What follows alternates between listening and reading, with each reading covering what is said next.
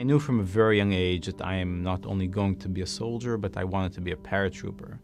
My dad was a paratrooper. I'm named after a paratrooper who was killed in the 1973 Yom Kippur War. So it was really like not if, but when.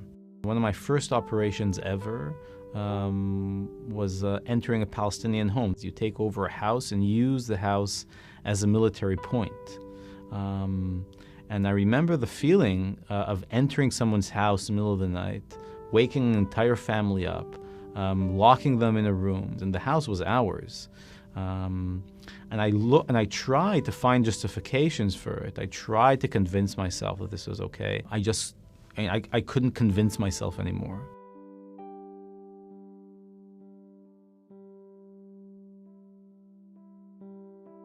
Breaking the Silence is an organization of former Israeli soldiers. We basically have come together to do a pretty simple thing, to let people know what it's like to maintain a military occupation over millions of Palestinians, and to talk about it from our own experiences.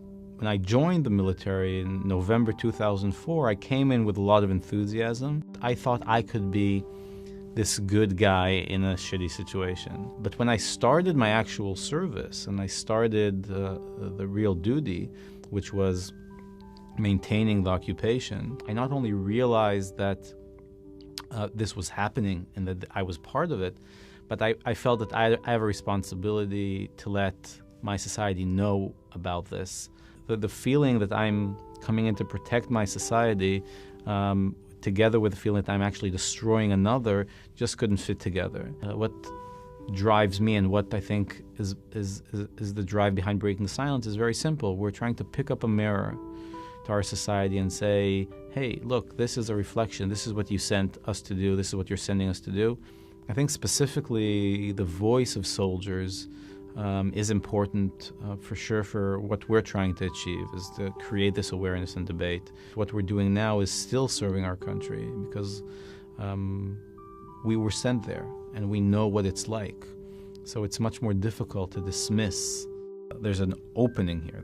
There is a possibility of actually building a community that looks the reality straight in the eye and says, this is not the way we want to continue living.